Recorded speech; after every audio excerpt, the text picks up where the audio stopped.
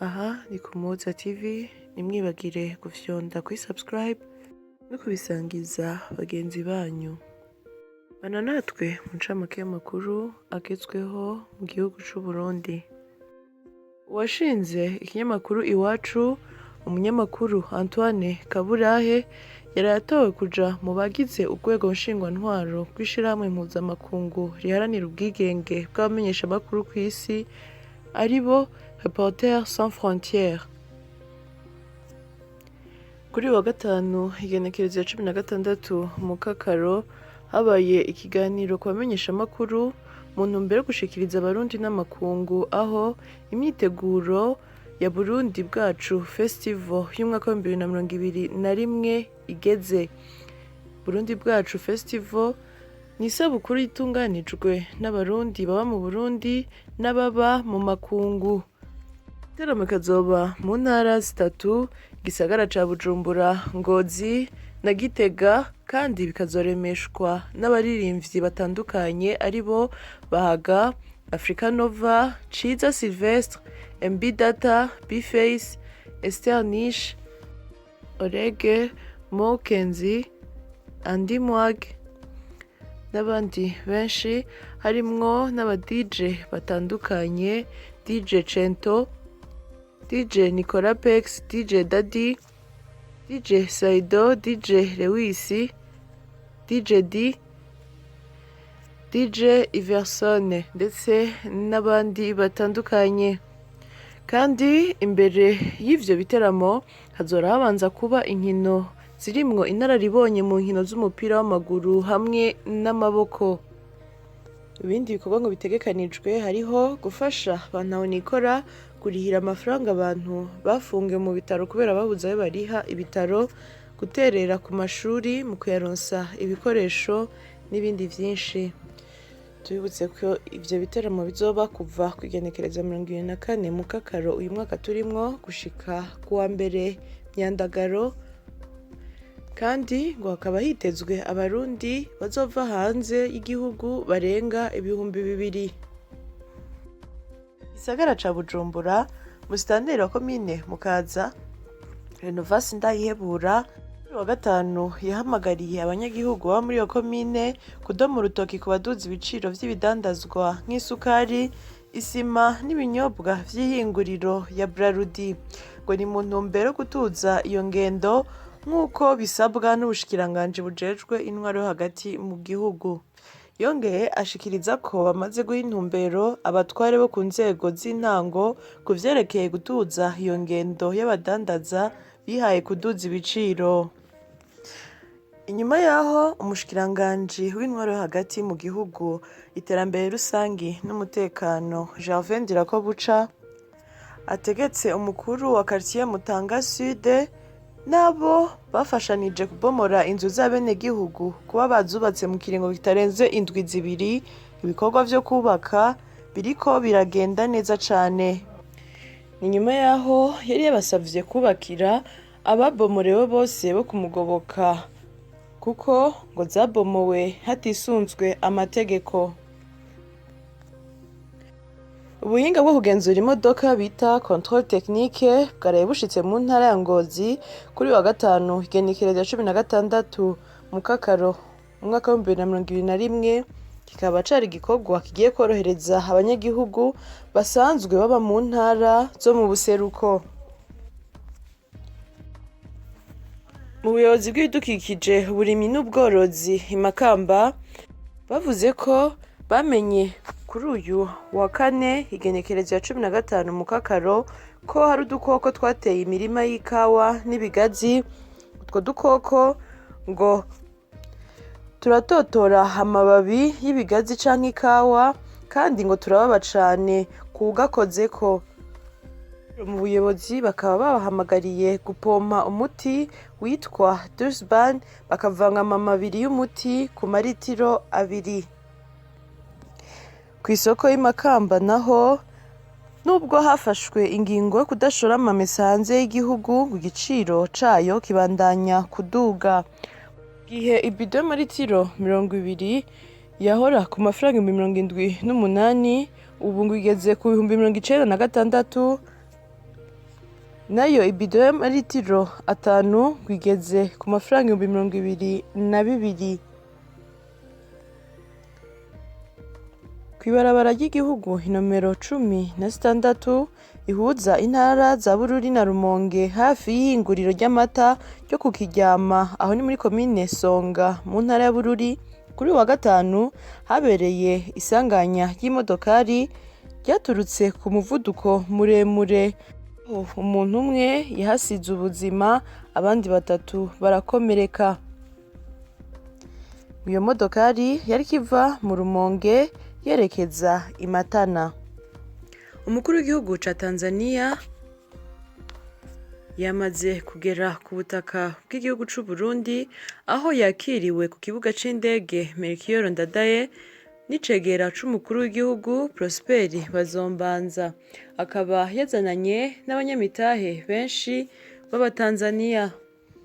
Umukuru w'igihugu ca Tanzania Samia Suluhu yakiriwe kandi ku kirimba kwa Ntare mu ntumbero yo kurabira hamwe n'umukuru w'igihugu c'u Burundi ibijanye n'ingene boteza imbere ubutunzi n'imigenderanire hagati y'ivyo bihugu bibiri.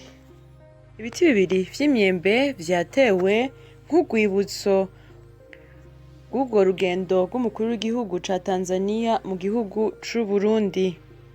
Kuri b'ibihugu biyemeje gukorera hamwe mu bisata bitandukanye, aho baganiriye bongera batera umukono ku masezerano hagati y'ivyo bihugu bibiri, harimwo kubandanya guhanahana ubumenyi mu bijanye n'uburimyi n'ubworozi, guhanahana ubuhinga, guhamagarira abenegihugu b'ibihugu vy'u Burundi na Tanzania gukorera hakurya y'imipaka y'ibihugu vyabo mu gushira imitahe nko mu bijanye n'ubuhinga ngurukana bumenyi n'ibindi. Kubaka amabarabara ahuza ivyo bihugu harimwo irya Nyakanazi, Kasuru, Manyovu, Rumonge, Gitaza, ibarabara ry'Indarayi, Uvinza, Musongati, Gitega, gukuraho inzitizi zijanye n'amakori, hamwe no kunyarutsa kubaka ikigo rusangi ku rubibe rwa Manyovu muri Tanzania, Mugina ku ruhande rw'u Burundi. Tanzania kandi ngo bazokwigisha ururimi rw'igiswahili Abarundi, nayo Abarundi bigishe ururimi rw'igifaransa Abatanzania, ndetse n'ibindi vyinshi. Ariko umubonano warangiye Samia Suluhu Hassan ahaye ubutumire mugenzi we Evariste Ndayishimiye kugendera igihugu ca Tanzania. Bikaba vyari bitegekanijwe kandi ko mu rugendo rwiwe aca kuraba icicaro ca CRDB Bank Burundi ifise amamuko muri Tanzania, hamwe n'ihinguriro ry'umwavu FOMI riheruka gushinga imitahe muri Tanzania ingana n'imiliyoni 180 z'amadolari y'abanyamerika. Umushikiranganji ajejwe imigenderanire w'u Burundi Albert Shingiro, umushikiranganji ajejwe imigenderanire w'igihugu ca Tanzania Liberata Muramura bateye ibikumu ku masezerano 8 ariyo gutsimbataza imigenderanire, guhanahana abanyororo, amasoko ntanganguvu, ubutare n'agataka, amagara y'abantu, kwigisha igiswahili Abarundi n'igifaransa Abatanzania, uburimyi n'ubworozi hamwe n'uburovyi. Ubushikiranganji bw'intwaro yo hagati mu gihugu, iterambere rusangi n'umutekano bugiye kurungika abahinga mu vyo kubaka mu gisagara ca Bujumbura. Akaba ari kugira birabire uko ya ngingo yo kubomora ivyubatswe hadakurikijwe amategeko iriko irakurikizwa. Bikazotangura ku musi wa mbere w'indwiza. Habaye igikorwa co kwigisha abegwa n'indero y'abana muri komine Mutimbuzi mu ntara ya Bujumbura, aho uwurongoye sendika y'abigisha STEB mu Burundi Remy Nsengiyumva yashikirije ko kuba abana bakoreshwa ibikorwa bihohotera agateka kabo ngo abavyeyi babigiramwo uruhara, bamwe ngo baba bavyirengagije, abandi ngo nibo babibatwaramwo ku mvo zitandukanye. Ico gikorwa kikaba cabaye mu ntumbero yo kurwanya mwene ivyo bikorwa ku bana. Kuri uyu wa kane igenekerezo ya 15 mu Kakaro Imwaro habaye uruganda rwo guhanahana ivyiyumviro ku bijanye n'agateka k'abatwa, aho Sixte Vinyi Nimuraba arongoye umugwi w'igihugu ujejwe agateka ka zina muntu yashikirije ko agateka k'abasangwabutaka mu Burundi kariko karatera imbere nko kubashira mu nzego zitandukanye zigize igihugu, ngo naho biruko ngo hariho ibitarakorwa kugira bashike ku rugero rushimishije, ngo ahanini bikaba bihagaze ku kwikumira. Rero yahamagariye abasangwabutaka gutahura no guharanira agateka kabo. Ishirahamwe Unisons-nous pour les vulnérables yaratanze inyigisho ku miryango 50 yo muri zone Muramba komine n'intara ya Bubanza ifise ibibazo vy'abana bafungura nabi. Inyigisho zikaba zari zijanye no kurima, korora no gukinjika ibifungurwa birimwo ibikwiye vyose. Iryo shirahamwe ryabahaye n'ingurube, inkoko vyo kubaronsa umwavu. Umuryango wose ukaba waronkejwe ingurube 2 n'inkoko 2, bakaba babaronkeje kandi n'imbuto z'ibiharage, isoya, iz'ibigori, imboga, ivyamwa n'umwavu. Mu gihe icegera ca mbere c'umukuru w'inama nshingamateka yagendera intara ya Gitega, umuyobozi mwishikira mu biro vya buramatari w'iyo ntara Nibigira Gerard yashikirije ko bimwe muri vyinshi vyari bihanze abenegihugu muri iyo ntara vyahagurukiwe n'abajejwe intwaro n'umutekano birahebwa. Ivyo navyo nakaboregwe, uguharika no gucikiza, gusesagura amatungo y'imiryango, abaja mu masentare bama mu manza zidahera. Kuri ubu ngo abenegihugu baciye baja ku bikorwa bibateza imbere. Inyuma yaho bari bubakanye mu kwezi kwa 10 k'umwaka wa 2020, umutambukanyi w'umuririmbyi Nziza Desire Inarukundo Biju yitavye Imana kuri uyu wa gatanu igenekerezo ya 16 mu Kakaro umwaka wa 2021. Akaba yaramaze ngo amezi atari make ari ku musego. Imana imwakire mu bayo. Mu ntara ya Muyinga muri komine Gasogwe, umukenyezi wo ku mutumba Rukinzo zone Bwasare ari mu minwe y'igipolisi kuva mu gitondo co kuri uyu wa gatanu, aho bivugwa ko yavyaye umwana mu misi 10 iheze agaca amwica akamuhamba mw'ishamba. Ngo ababanyi babimenye ari uko imbwa zazuye ikibiribiri c'uwo mwana. Uwo yagirizwa icaha akaba afunganywe na nyene urugo, aho yari yahungiye ku mutumba wa Kiguhu muri iyo komine nyene, bivugwa ko nawe ari se w'uwo mwana.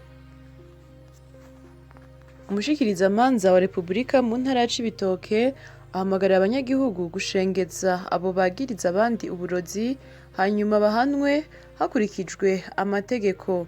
Inyuma yaho hibonekeje kwagirizanya uburozi mu makomine ya Mugina na Bukinanyana muri iyo ntara nyene, aho abantu 7 bamaze kwicwa muri komine ya Mugina.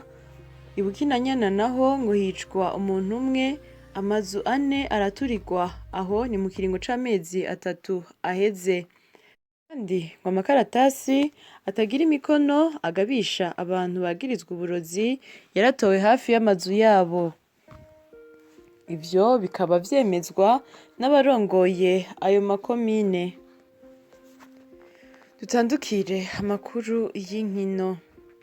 Umunonotsi Francine Niyonsaba imbere yuko afata urugendo ruzomushikana i Tokyo, aho agiye guhigana muri Jeux Olympiques, yabanje guca kuraba umuvyeyi wiwe, aho yabishize ku mbuga ngurukana bumenyi yiwe.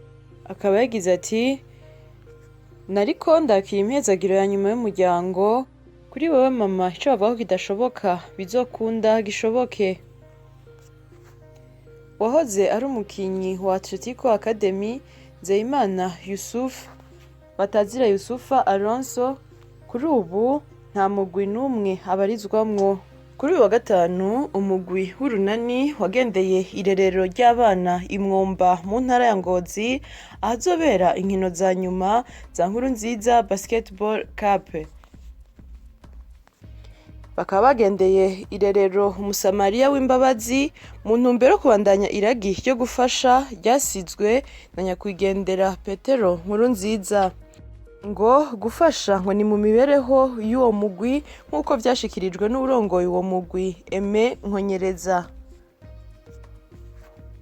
Umusatirizi w'intamba mu rugamba Bonfils Karebe Bimenyimana ku rubuga rwe rwa Instagram yarayasezeye umugwi yahoramwo wa RFS wo mu cicaro ca mbere mu gihugu ca Letoni. Uwo mugwi akaba yarawumazemwo imyaka 2 irenga gato. Abanonotsi 5 muri 6 bazoserukira igihugu c'u Burundi mu nkino za Jeux Olympiques zizobera i Tokyo mu Buyapani kuva kw'igenekerezo rya 23 mu Kakaro uno mwaka baraye barungitswe icese kuri uyu wa gatanu n'ishirahamwe mpuzankino mu Burundi Seno. Beri Cresus Ganira niwe yahawe ibendera ry'igihugu ngo arongore abandi muri izo nkino zizobera i Tokyo. Ni mu gihe ari rya mbere yitabiriye izo nkino za Jeux Olympiques. Olivier Irabaruta nawe azosanga abandi i Tokyo mu Buyapani. Abaraye bagiye ni Francine Niyonsaba, Eric Nzikwirinda, Audrina Kaze, Beri Cresus Ganira na Ornella Havyarimana. Iyo ikaba yari incamake y'amakuru agezweho mu gihugu c'u Burundi. Mwakoze mwebwe mwese mwaduteze yompi, ntimwibagire gufyonda kuri subscribe no kubisangiza bagenzi banyu. Murakoze.